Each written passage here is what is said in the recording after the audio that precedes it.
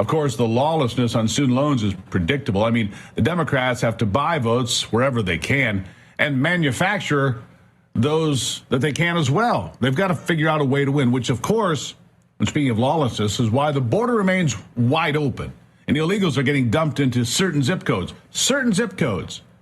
Congressman Ronnie Jackson slamming Democrats for dumping hundreds of thousands of illegals in specific places around the country with a specific intent. The intention of stealing an election, obviously. Here's what he said. 326,000 illegal migrants were flown directly to Miami with no advance notice to the governor. Well, Maria, that tells you all you need to know about whether Joe Biden actually wants to shut down the border. He doesn't want to shut down the border. This is all by design. We've been saying this since the beginning, and that proves it right there. You know, if we shut our border down in Texas, which we're working hard to do that with our DPS and our National Guard, we are shutting our border down in Texas. It's going elsewhere. But if other states try to do that, he's just going to fly them in. I mean, he wants these migrants to come here. There's a reason behind all of this. You know, it's whether they think they're going to get them registered to vote, or they think it's going to affect the census or the number of electoral votes that they're going to get in certain states.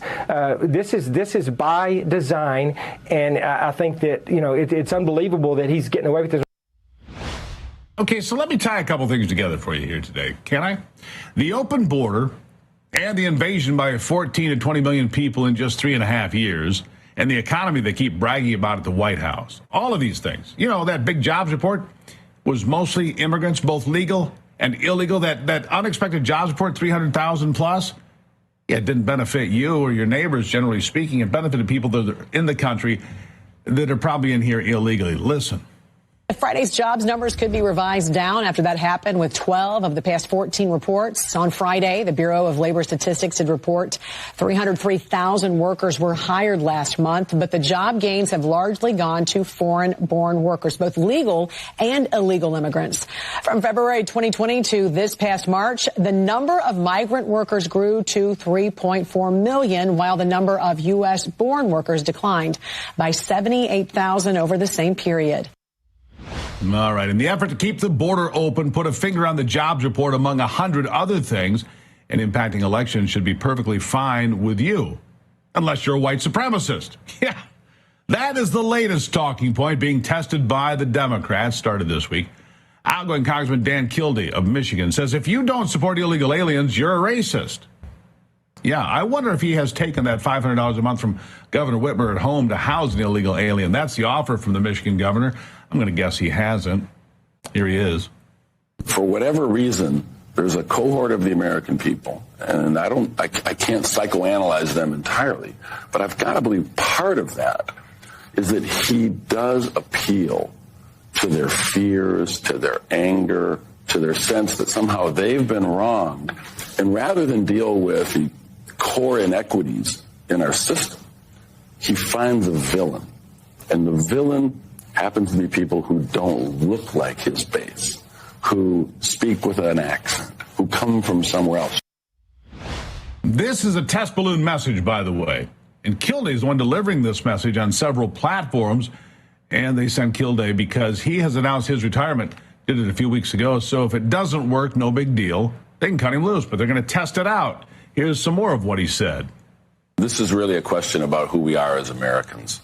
We are a nation of immigrants. But what Donald Trump is trying to do, in the name of his own political expediency, is to normalize bigotry again, to make it okay to hold those bigoted views and to try to motivate people to act on the worst instincts that they all carry inside them.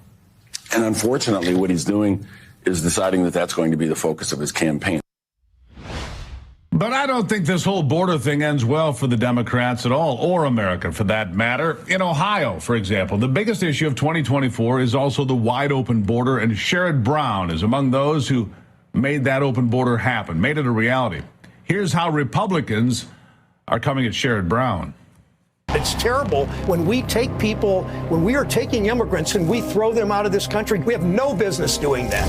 The way Sherrod Brown sees it, the more the merrier. Brown rolled out the red carpet for illegal aliens. voted to allow funding for sanctuary cities, voted to give welfare benefits to illegals, voted against more border patrol, voted to give amnesty to millions, including lawbreakers. Why do you think Ohio has become such a magnet for fentanyl? I don't know that Ohio's a lot worse than other states. But it is, because the magnet is our Senator, Sherrod Brown. Brown voted to let criminal illegals enter our country, violent felons, child abusers, gun runners, and drug traffickers. We can't stop it all from coming in. Your colleague wants to see these cartels labeled terrorist organizations. Where are you on this? Well, I'm agnostic on how we label them. Warning, Sherrod Brown is dangerously liberal and wrong for Ohio.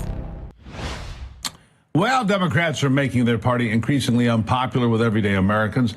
Now it's on everyday Americans to actually show up and do something about it. After all, like President Lincoln said, this is supposed to be a government of the people, by the people, and for the people, not the other way around.